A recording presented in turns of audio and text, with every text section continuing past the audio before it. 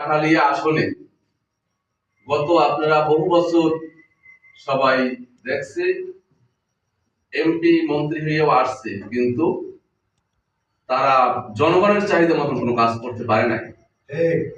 যে কোনো তাদের নিজের স্বার্থের ছাড়া তারা কোনো কাজ করে নাই।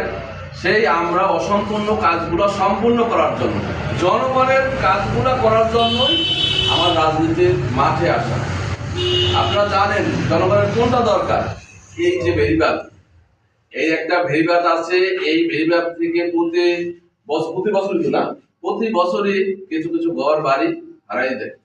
এই বেড়িবাঁধটা সবচেয়ে আগে দরকার ছিল, কিন্তু যারাই আসছে তারাই সংক্ষেপে টুকটাক 3 মাসের জন্য রাস্তা মেরামত করছে, আবার 3 মাস পরে এটা একটা বিজনেস।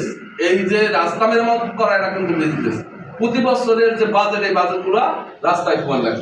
কারণ আমরা যদি একটা রাস্তা করি, তাহলে এই রাস্তা যদি 5 বছরের জন্য টেকসই করতে পারি, তাহলে এই 5 বছরে কিন্তু আমাদের রাস্তা মেরামত করা লাগে না।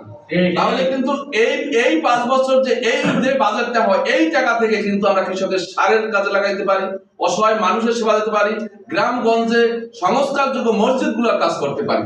গ্রামগঞ্জে দেখবেন অনেক জায়গা মসজিদ আছে, অনেক জায়গায় একটা অজুখানা নাই, অনেক জায়গায় দেখা গেছে যে টিন নাই, বা একটা ওই যে কি নাড়াকুড়া দিয়া নামাজ পড়তে আছে। এইসব জিনিসগুলো জনগণের বা সাধারণ মানুষের কাজ করতে হইলে আমাদের এই যে রাজনীতির দৃষ্টিভঙ্গি পরিবর্তন করতে হবে এবং স্বৈরাচার বা দুর্নীতি মুক্ত করতে হবে। দুর্নীতি মুক্ত যদি আমরা না করতে পারি, এই দেশ কখনো পরিবর্তন হবে না।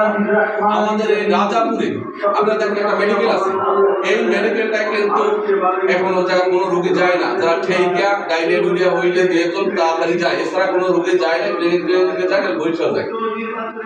এই মেডিকেলে আমরা একদিন দেখছি, মেডিকেলের পরিবেশ তো কোনো ভালোই নাই, মশা মাছি এরা সব পড়ে রয়েছে। এক ডাক্তার কেন্দ্রিক মেডিকেলটা চলতে আছে এই এক যুগের উপরে। তো এক ডাক্তারকে মানে উনি একটা ঘর বাড়ি বানাই দিয়েছে, গাছ গাছ সবজি বিক্রি করিয়া সে চলে। তো এরকম ভাবে আমরা আমাদের ইচ্ছাই রাজাপুর এবং কাঠালিয়াতেও একটা মেডিকেল নাই। কাঠালিয়া হইলে এই রাজাপুর প্রাথমিক চিকিৎসা জন্য নাইলে যাওয়া লাগে বান্ডারিয়া। তাই আমরা এই ইতে মানুষ যাতে যে সেবা পায়, কাঠালিয়াতেও সরকারি মেডিকেল এবং রাজাপুরেও এই 50 শয্যা আছে। এরা আমরা প্রাথমিকভাবে 100 শয্যার টার্গেট নিয়ে আমরা সংসদে কথা বলে যেভাবে হোক আমরা যদি আসতে পারি, এগুলো আমরা করব।